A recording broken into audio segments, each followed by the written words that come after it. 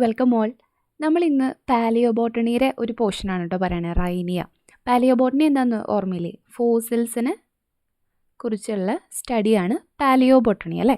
അതിൽ നമ്മൾ എന്തൊക്കെയാണ് പഠിച്ചിട്ടുണ്ടായിരുന്നത് കഴിഞ്ഞ ക്ലാസ്സിൽ?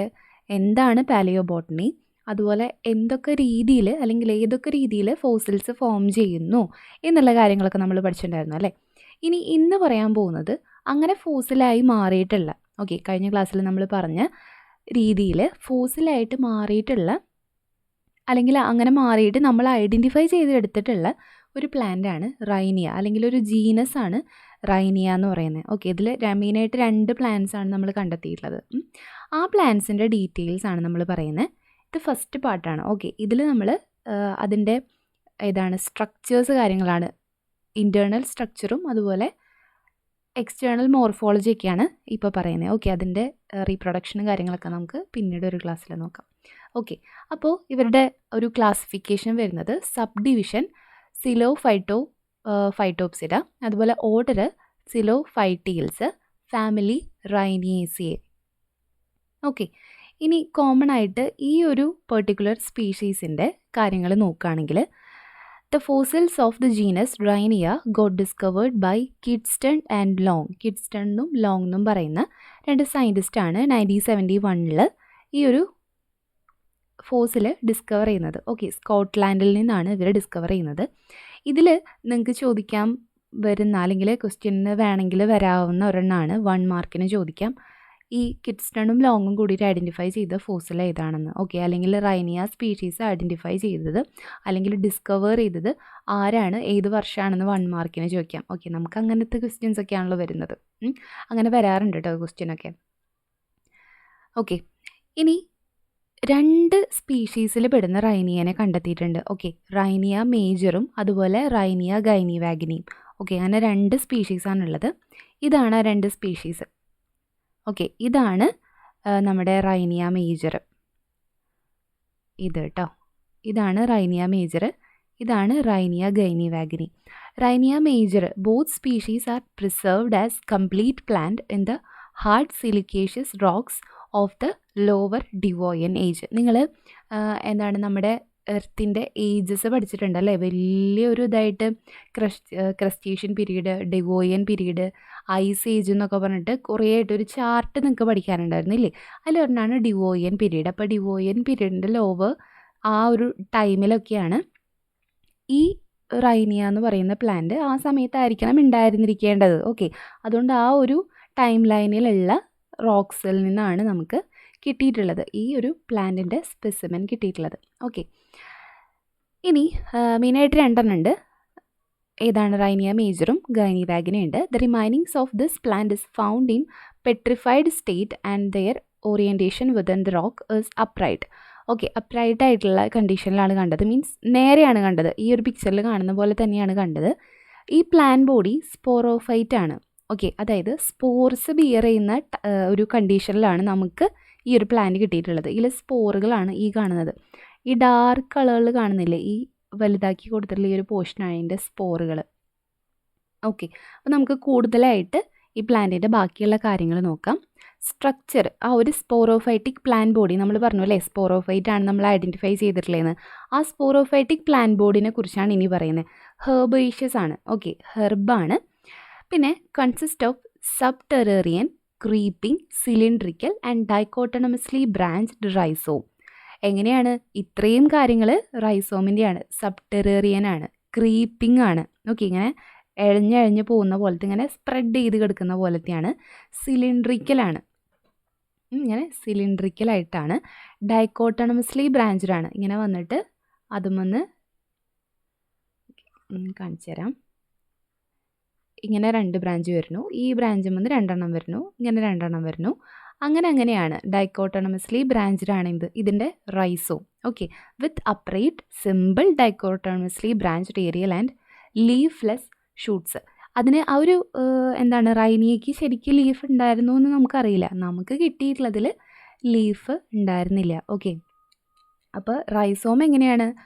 ഡൈക്കോട്ടോണമസ്ലി ബ്രാഞ്ച്ഡ് ആണ്. അതുപോലെ തന്നെ അതിൻ്റെ ഷൂട്ട് പോർഷൻ, അതിൻ്റെ മോൾ ഭാഗം ഉണ്ടല്ലോ, ആ സ്റ്റെമ്മിൻ്റെ ഭാഗമൊക്കെ വരുന്നത്, അതും എന്താണ്, സിമ്പിളാണ്. അതുപോലെ ഡൈക്കോട്ടോണമസ്ലി ബ്രാഞ്ച്ഡ് ആണ്. ഓക്കെ, ലീഫ് ഒന്നും ഉണ്ടായിരുന്നില്ല, അതുകൊണ്ട് ലീഫ്ലെസ് ഷൂട്ട്സ് ആണ് നമുക്ക് കിട്ടിയിട്ടുള്ളത്. Okay, aerial shoots of Rhynia major are about 50 centimetre in height. എന്താണ് റൈനിയ മേജർ? ഇതിൽ ആലോചിച്ചാൽ മതി, റൈനിയ മേജറാണ് വലുത്. ഓക്കെ, റൈനിയ മേജർ വലുതാണ്, റൈനിയ ഗൈനിവാഗിനി ചെറുതാണ്. ഓക്കെ, ആ റൈനിയ മേജറിൻ്റെ ഹൈറ്റാണ് പറയണേ. 50 സെൻറ്റിമീറ്റർ ഹൈറ്റും ഉണ്ട്, അതുപോലെ 5 മുതൽ 6 മില്ലിമീറ്റർ വരെ ഡയാമീറ്റർ ഉണ്ട്. ഓക്കെ, അപ്പോൾ അതായത് വീതി കുറഞ്ഞ് നീളത്തിലുള്ളതാണ് റൈനിയ മേജർ എന്നുള്ളത്. ഓക്കെ, ഇനി റൈനിയ ഗൈനിവാഗിനി ആണെന്നുണ്ടെങ്കിൽ മറ്റേ മേജറിനെ വെച്ച് നോക്കുമ്പോൾ ചെറുതാണ്, കാരണം 20 സെൻറ്റിമീറ്റർ ഒക്കെ ഹൈറ്റ് ഉള്ളൂ. അതുപോലെ 1 to 3 മില്ലിമീറ്റർ മാത്രമാണ് അതിൻ്റെ ഡയാമീറ്റർ വരുന്നത്. ഓക്കെ, അതായത് വളരെ സ്ലെൻഡറായിട്ട്, വളരെ വണ്ണം കുറഞ്ഞിട്ട് നീളത്തിലാണ് ഇവരുടെ സ്ട്രക്ചേഴ്സ് ഉള്ളത്. റൂട്ട് ആബ്സെൻ്റ് ആണ്. 2 സ്പീഷീസിനും എന്തില്ല, റൂട്ടില്ല. പക്ഷേ നമ്മുടെ റൈസോം ഇല്ലേ, റൈസോം ഇങ്ങനെ ഡൈക്കോട്ടോണമസ്ലി ബ്രാഞ്ചഡ് ആയിട്ടുള്ള സിലിണ്ടറിക്കൽ ആയിട്ടുള്ള ക്രീപ്പിംഗ് ആയിട്ടുള്ള റൈസോംസ് ഉണ്ടെന്ന് നമ്മൾ പറഞ്ഞില്ലേ, ആ റൈസോമിൽ റൈസോയിഡ്സ് ഉണ്ട്. അതായത് ഇതാണ് റൈസോമെങ്കിൽ, റൈസോമിൽ ചെറിയ ചെറിയ ഹെയർ ലൈക്ക് ആയിട്ടുള്ള സ്ട്രക്ചേഴ്സ് ഉണ്ട്. ഓക്കെ, അതാണ് അവരുടെ റൂട്ടില്ലെങ്കിലും റൂട്ടിന് പകരം ആക്ട് ചെയ്യുന്ന ഈ എന്താണ് ന്യൂട്രിയൻസും വാട്ടറൊക്കെ അബ്സോർബ് ചെയ്യാൻ സഹായിക്കുന്നത് ഈ റൈസോയിഡുകളാണ്. ഓക്കെ, റൂട്ട് ആബ്സെൻ്റ് ആണ്, പക്ഷേ റൈസോമിൽ റൈസോയിഡ്സ് ഉണ്ട്. ക്ലിയർ അല്ലേ? ഇനി the rhizome and the aerial shoot of Rhynia gwynnevaughanii has many advantageous branches. Advantageous branches. These branches have no vascular connection with the main axis and they probably help in the vegetative reproduction.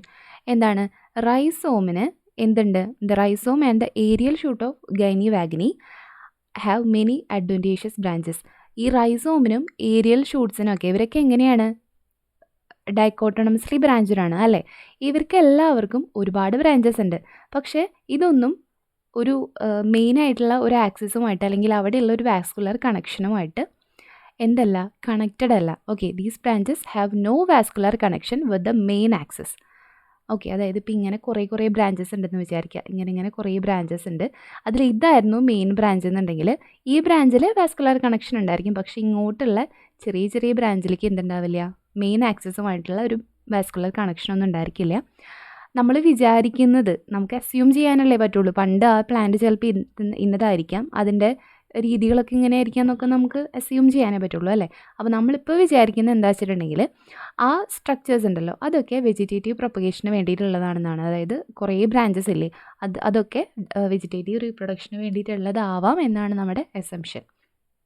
Okay, ഇനി അത് മാത്രമല്ല, ഇതിൻ്റെ sporophyte ആണെങ്കിൽ എന്താണ്, സ്പോറുകൾ ഉണ്ടാവണം അല്ലേ? അപ്പോൾ ഈ ഷൂട്ടിൻ്റെ ടിപ്പുകളിൽ, ഷൂട്ട് ഇങ്ങനെ ഡൈക്കോട്ടോണമസ്ലി ബ്രാഞ്ചഡ് ആയിട്ടുള്ള ഷൂട്ടിൻ്റെ ടിപ്സിൽ പിയർ ഷേപ്പ്ഡ് ആയിട്ടുള്ള എന്തുണ്ട്, സ്പൊറാഞ്ചിയാസ് ഉണ്ട്. നമ്മൾ നേരത്തെ ഒരു പിക്ചറിൽ കണ്ടില്ലേ, ഇങ്ങനെ സ്പൊറാഞ്ചിയാസ് ഉള്ളത് ബ്രാഞ്ചിൻ്റെ മുകളിൽ.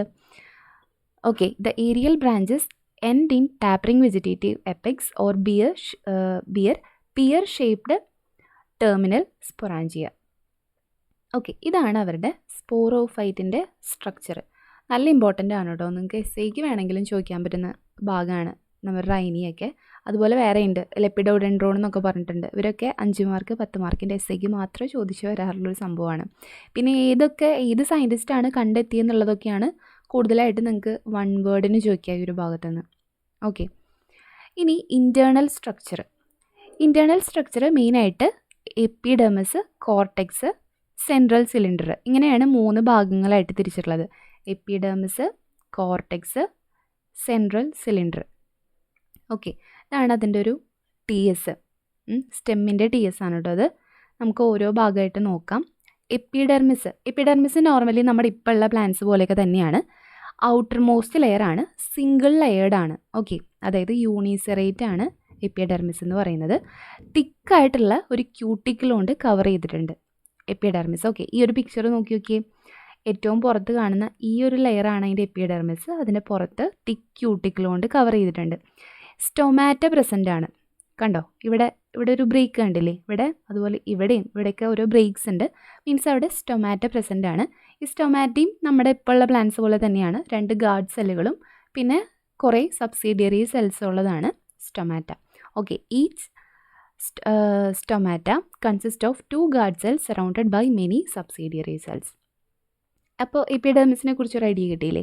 ഇനി കോർട്ടെക്സ് നോക്കുകയാണെങ്കിൽ കോർട്ടെക്സിന് നമ്മൾ മെയിനായിട്ട് 2 ഭാഗമായിട്ട് തിരിക്കാം, ഔട്ടർ കോർട്ടെക്സും അതുപോലെ ഇന്നർ കോർട്ടെക്സും. ഓക്കെ, ഈ outer cortex, the outer region consist of 1 to 4 layers of compactly arranged polygonal പാരൻകൈമാറ്റസ് cells. എന്താണ് ഔട്ടർ കോർട്ടെക്സ് എങ്ങനെയുള്ളതാണ്? ദേ ഇവിടെ കാണുന്നുണ്ട്, കണ്ടോ ഈ പോർഷനൊക്കെയാണ് നമ്മുടെ ഔട്ടർ കോർട്ടെക്സ് എന്ന് പറയുന്നത്. ഔട്ടർ കോർട്ടെക്സ് ഒരു 1 മുതൽ 4 ലെയേഴ്സ് വരെയൊക്കെ ഉള്ളതാണ്, കോമ്പാക്ട്ലി അറേഞ്ച് ചെയ്തിട്ടുള്ള സെല്ലുകളാണ്. കണ്ടോ ഈ പോർഷനൊക്കെ കണ്ടോ, കോമ്പാക്ട്ലി അറേഞ്ച് ചെയ്തിട്ടുള്ള സെല്ലുകളാണ്. ഇപ്പോൾ ഈ ഒരു പിക്ചറിൽ അത് ഒരു ലെയർ മാത്രമേ ഉള്ളൂ, 1 to 4 ലെയേഴ്സ് ഉണ്ടല്ലോ, ഇവിടെ ഒരു ലെയർ മാത്രമേ ഉള്ളൂ. ഈ ഒരു ഇതിൽ ലെയേഴ്സ് ഉണ്ട്. ഇവിടെ പോളിഗോണൽ ഷേപ്പിലുള്ള പാരൻകൈമാറ്റസ് സെൽസ് ആണുള്ളത്, അതുപോലെ ലാർജ് ഇൻ്റർ സെല്ലുലാർ സ്പേസസ് ഉണ്ട്. നമ്മളിപ്പോൾ നോർമലി പ്ലാന്റ്സിൻ്റെ സെക്ഷൻസ് പറയുമ്പോൾ എങ്ങനെയാണ് പറയുക? ക്യൂട്ടിക്കൽ ഉണ്ട്, എപ്പിഡെർമിസ് ഉണ്ട്, കോർട്ടെക്സിനെ 2ആയിട്ട് തിരിച്ചു, inner cortex, outer cortex. Outer കോർട്ടെക്സിൻ്റെ മുകൾ ഭാഗം ഹൈപ്പോഡെർമിസ് അല്ലേ. ആ ഹൈപ്പോഡെർമിസ് എന്ന് പറയുന്ന ഒരു ടേം നമ്മൾ യൂസ് ചെയ്യുന്നുണ്ട് അല്ലേ. അപ്പോൾ ഇപ്പോൾ നമ്മൾ വിചാരിക്കുന്നത് പ്രോബബ്ലി ആ ഒരു സ്പേസ്, ഇപ്പോൾ നമ്മൾ പറയുന്ന ഔട്ടർ കോർട്ടെക്സിൻ്റെ ഭാഗം ഹൈപ്പോഡെർമിസ് ആയിരിക്കാം എന്നാണ്. ഓക്കെ, അതാണ് നമ്മുടെ ഔട്ടർ കോർട്ടെക്സിൻ്റെ കാര്യം. ഇനി ഇന്നർ കോർട്ടെക്സ് ആണെങ്കിലോ സ്ഫെറിക്കൽ ഷേപ്പിലുള്ള പാരൻകൈമാറ്റസ് സെൽസ് തന്നെയാണ് എന്തിലുള്ളത്? നമ്മുടെ ഇന്നർ കോർട്ടെക്സിലുള്ളത്. ഓക്കെ, അവിടെ ലാർജ് ആയിട്ടുള്ള ഇൻറ്റർസെല്ലുലാർ സ്പേസുകളൊക്കെ ഉണ്ട്, കണ്ടോ വലിയ വലിയ സ്പേസുകൾ കാണില്ലേ ഇതിൻ്റെ ഇടയിലൊക്കെ, അങ്ങനെയുണ്ട്. ഓക്കെ, ഇനി this probably indicates that the inner cortex is photosynthetic region. നമ്മൾ വിചാരിക്കുന്നത് ആ ഇന്നർ കോർട്ടെക്സ് ആയിരിക്കണം ഫോട്ടോസിന്തറ്റിക് ആക്ടിവിറ്റീസ് ഒക്കെ നടക്കുന്നത് ആ ഒരു ഇന്നർ കോർട്ടെക്സിലായിരിക്കണം എന്നാണ് വിചാരിക്കുന്നത്. കാരണം സ്റ്റൊമാറ്റാസ് ഉണ്ടല്ലോ, ഈ സ്റ്റൊമാറ്റയായിട്ട് ഒരു കണക്ഷൻ വരുന്നത് ഇന്നർ കോർട്ടെക്സിനാണ്, ഔട്ടർ കോർട്ടെക്സിനെക്കാട്ടും കണക്ഷൻ വരുന്നത് ഇന്നർ കോർട്ടെക്സിനാണ്. ഓക്കെ, അതുകൊണ്ടാണ് അങ്ങനെ വിചാരിക്കുന്നത്. ഓക്കെ, ക്ലിയർ അല്ലേ? In the cortex of some aerial shoots inter and intercellular fruiting bodies of fungal hyphae may be present. പിന്നെ ഒരു പ്രത്യേകത എന്താ വെച്ചിട്ടുണ്ടെങ്കിൽ ഇതിൻ്റെ അകത്ത്, കോർട്ടെക്സിൻ്റെ അകത്ത്, കോർട്ടെക്സിൽ എന്ത് കാണാം? ഫംഗൽ ഹൈഫേസ് കാണാം. ഫംഗസിനെ കുറിച്ചൊക്കെ നിങ്ങൾ പഠിച്ചിട്ടില്ലേ? ഫസ്റ്റോ സെക്കൻഡോ സെമ്മിലൊക്കെ ഫംഗസിനെ കുറിച്ച് പഠിച്ചിട്ടില്ലേ? അതിൽ ഫംഗൽ ഹൈഫേസ്, അതായത് ഇങ്ങനെയുള്ള ഫ്രൂട്ടിംഗ് ബോഡീസൊക്കെയാണ് ഫംഗൽ ഹൈഫേ എന്ന് പറയുന്നത്, ഫംഗസിൻ്റെയാണ്. അത് പ്രസൻ്റ് ആണ് എന്തിൽ? കോർട്ടെക്സിൽ.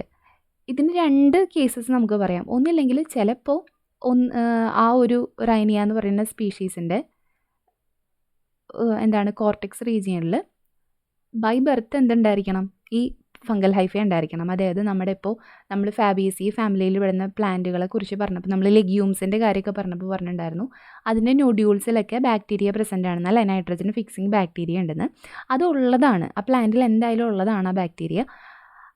ഒന്നെങ്കിൽ അങ്ങനെ ഇരിക്കാം. ഓക്കെ, ഈ റൈനിയയുടെ എന്താണ് കോർട്ടെക്സിൽ ഫംഗൽ ഹൈഫേസ് കണ്ടത് ചിലപ്പോൾ ഈ പ്ലാന്റിലുള്ളതായിരിക്കാം. അല്ലെങ്കിൽ ചിലപ്പോൾ ഈ ഒരു പ്ലാന്റ് ഇങ്ങനെ ഫോസിലായല്ലോ, ആ ഫോസിലായ സമയത്ത് പിന്നീട് അങ്ങനെ ഫംഗൽ അറ്റാക്ക് വന്നിട്ട് ഫംഗൽ ഹൈഫേസ് വന്നതും ആവും. ഓക്കെ, നമുക്ക് കറക്റ്റായിട്ട് അറിയില്ല ഉള്ളതാണോ അല്ലെങ്കിൽ ഈ ഒരു ഫോസിലായ സമയത്ത് വന്നതാണോ എന്നുള്ളത്.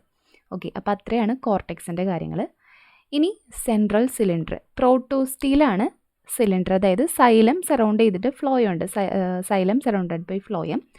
സൈലത്തിനെ റെപ്രസെൻ്റ് ചെയ്യുന്നത് ട്രക്കീഡ്സ് ആണ്. ഓക്കെ, സൈലം ട്രക്കീഡ്സ് ആണ് with annular or spiral thickening. ഇനി ഫ്ലോയം ആണെങ്കിൽ 4-5 ലെയർ ഉണ്ടായിരിക്കും, തിൻ വോൾഡ് ആയിരിക്കും, ഇലോങ്ങേറ്റഡ് സെൽസ് ആണ് വിത്ത് ഒബ്ലിഗേറ്റ് എൻഡ് വോൾസ്.